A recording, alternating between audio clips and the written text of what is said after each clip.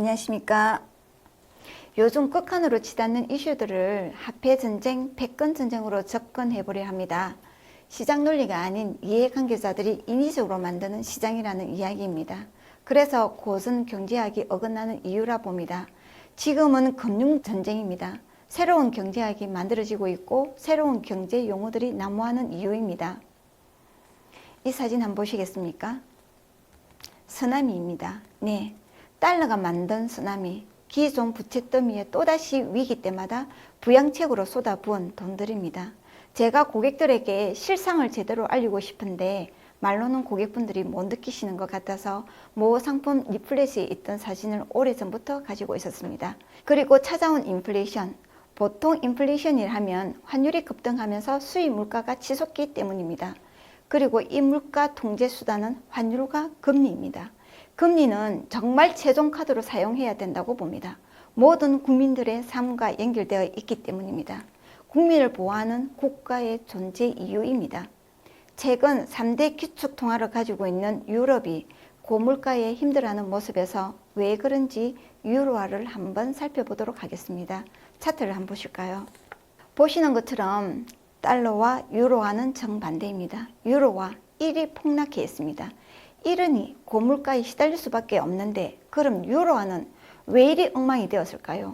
참고로 달러 인덱스의 반대 통화는 유로화 57%, 엔화 13%, 기타 통화 포함해서 6개 통화로 구성되어 있습니다. 이 6개 통화가 달러의 방향을 결정한다고 보시면 됩니다. 얼마 전 우크라이나 전쟁 아시죠? 그 당시 러시아는 서방 제재 때문에 환율이 초급등했었습니다. 그래서 푸틴은 유로화가 아닌 러시아 루블화를 결제 통화로 사용하겠다고 선언합니다. 어떻게 되었겠습니까? 유로화 폭락입니다. 유럽의 가스와 에너지는 러시아로부터 40~50%를 수입하고 있으니까요. 그리고 반대 통화인 달러는 킹 달러가 되었습니다. 8월 17일 기사입니다. 이렇게 달러가 초급등하니 중국은 국영은행에 매도 지시를 내립니다. 다른 투자자들 의심하지 않도록 환율 핑계 대면서 말입니다. 이번에는 미국 국채를 보시겠습니다. 코로나 때 급등한 이후로 주구장창 반등 한 번 없이 이렇게 3년 동안 폭락했습니다. 저 고점에서 중국은 또 매도하기 시작합니다. 제가 볼 때 중국은 투자의 기재 같습니다. 매번 1위 고점에서 대량 매도를 하니 말입니다. 2019년도에도 금이 10년 만에 바닥에서 상승할 때도 중국과 러시아가 미국채를 줄이고 금을 대량 매수하였기 때문입니다. 지금 한창 이슈되어 있는 전기차도 마찬가지입니다. 몇 년 전 중국은 혼탁한 베이징 공기 정화 차원에서 전기차를 육성, 또 전 세계를 강타했습니다. 이미 미국에서 1980년도에 상용화할 수 있는 수준까지 기술이 있었는데 말입니다. 가장 이해관계가 컸던 내연 기관차 회사들이 사장시켰다는 후문도 있습니다. 어쨌든 중국의 궁극적인 목적은 에너지 자립도를 높이기 위해서였다고 봅니다. 중국이 움직이면 세상이 움직이는 것 같습니다. 기술 혁신도 가지고 옵니다. 다시 한번 달러 인덱스 차트를 보시겠습니다. 현재 미국의 기준금리는 2000년대 이후 최고 금리임에도 불구하고 아직 전고점을 갱신 못하고 있습니다. 이상합니다. 그렇지요? 이번에는 채권 한번 보시겠습니다.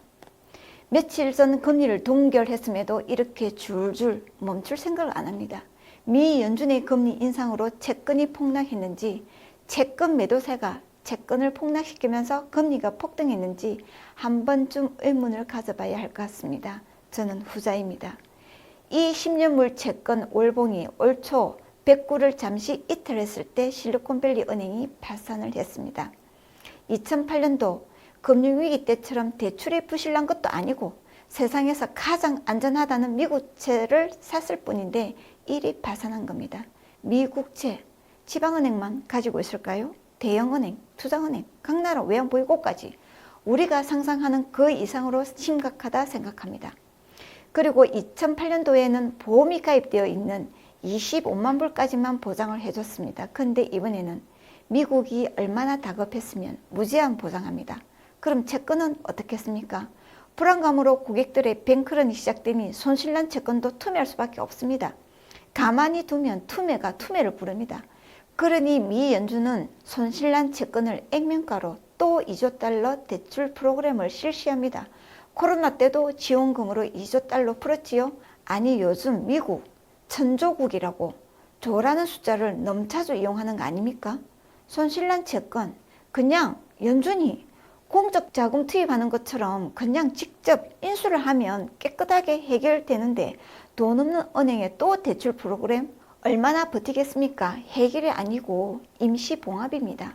그리고 지금껏 미 연준은 10년 동안 은행들 스트레스 테스트 한 걸로 알고 있는데 지금 속수무책으로 파산해버립니다. 그리고 금융위기 이후 뿌려진 미국의 헬리콥터 달러는 과히 상상을 초월합니다. 근데 미국 달러 인덱스와 미국 국채는 방향이 전혀 다릅니다. 이것은 어느 하나가 가격 왜곡이 심하다고 볼 수 있는데 우리가 여기서 또 한번 짚고 가야겠습니다. 모름지기 화폐라는 것은 명목 가치와 실질 가치가 같아야 합니다. 그마처럼요. 지금의 달러는 40년대 근본위에서 70년대 페트로 달러로 현재는 부채인 미국채를 또 담보로 발행하는 그 말 그대로 신용화폐입니다. 종이에 잉크 바른 것처럼. 이 기사도 한번 보시겠습니다. 아니 동맹국인 유럽을 이렇게 초토화시키면서 만든 킹달러. 고객분들에게 저는 감사합니다라고 매도 권유해드립니다. 인위적인 가격이라 생각합니다. 그러니 감사하지요. 유럽은 미국이 시작한 금리 인상, 유로화 살리기 위해 보조를 맞추다 보니 상대적으로 체력이 약한 유로화가 더 맥을 못 추는 것 같습니다. 독일 전기료가 10배 올랐다니 다른 유럽 국가들은 아비규환일 겁니다. 이쯤 되면 유럽의 적은 러시아가 아닌 미국입니다.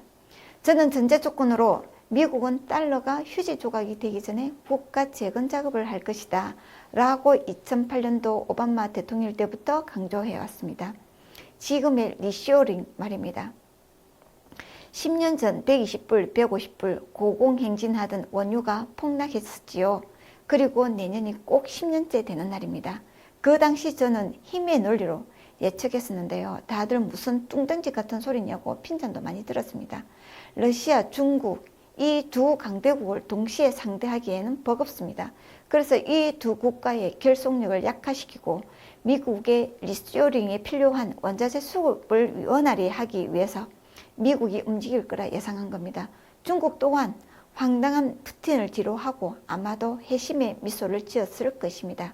그 당시 우리은행을 이탈하신 대표님이셨고 오일펀드 상담차 오셨는데 주식도 거액 투자하시는 분이라 오히려 상담하기 편했습니다. 그리고 왜 그리 생각하냐고, 왜 원유가 폭락한다는 거냐고 하셨는데 20분 상담이 끝난 다음 저에게 얼마면 되겠냐고 그 액을 유치했었던 기억이 납니다. 이럴 때 굉장한 희열을 느낍니다. 그 이후로도 그 대표님은 저에게 무한한 신뢰를 보내주셨던 기억이 납니다. 그리고 이제 또 한 번 전제 조건을 달고 시장을 바라봅니다. 앞으로 미국은 사경에 이르는 이 천문학적인 부채 탕감 효과를 노리는 대작전이 시행될 거라 봅니다. 내년 6월이 원유가 폭락한 10년이 되는 해입니다. 그중 원유에 또 다른 큰 에너지가 들어온다고 봅니다. 이번 하락장도 고점에서 2년 만에 만들어진 고점, 또 다른 에너지가 들어올 거라 걱정했는데 하락합니다. 참 이 시간 가치 정말 무시 못합니다. 지금의 하락장은 2020년도 3월의 폭락장이 아닌 조정장으로 바라보고 싶고 킹달러가 고점을 확인하는 순간 전 세계가 버블장이 될 거라 봅니다. 미국의 근본은 사우디 석유에 기반한 페트로달러, 기축통화와 에너지입니다. 그 근본을 흔드는 중국, 최근 사우디 아람코가 세계 최대 석유 소비 국가인 중국 현지에 원유 정제 회사까지 설립했습니다. 대외적으로 달러가 아닌 위안화로 결제한다고 공표만 아니었을 뿐이지 위안화로 결제하겠지요. 아무리 패권 국가라 할지라도 에너지가 원활하게 공급되지 못한다면 한순간에 패닉에 빠질 겁니다. 최근 5월 기사에 언급된 3월 기준 중국의 대외 결제에서 위안화가 48%, 달러가 46%로 위안화가 처음으로 달러를 앞질렀다는 기사, 그냥 넘길 건 아닌 것 같습니다. 그리고 자국민들의 해외 단체 여행 허용, 저는 이렇게 해석합니다. 자국민들 손에는 위안화를, 입은 중국어를, 기축통화 같은 역할을 할 수 있게끔 전 세계에 내보냅니다. 6.25 때 이내 전술이 생각나게 하는 기사입니다. 다음 기사, 중국이 위안화 기반 디지털 화폐 발행 예정, 유럽도 중국으로 반도체 통제, 그리고 반도체 전쟁, 미국이 금융의 나라, 패권 국가임에도 금융 서비스가 그닥 강한지는 모르겠습니다. 4차 산업을 달리는 현대에 아직도 현금을 사용하고 중국의 디지털 화폐 얘기에는 생각 없다 하더니 이제는 반도체 중국으로 흘러 들어가는 걸 극도로 경계합니다.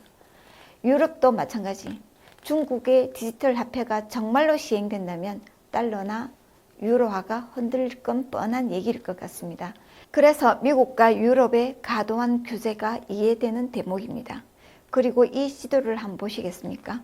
유라시아와 중국, 러시아, 중동, 아프리카 5대양 6대주 중 가장 큰 대륙이며 인구수, 나라수, 역사, 먹을거리, 볼거리 가장 많습니다.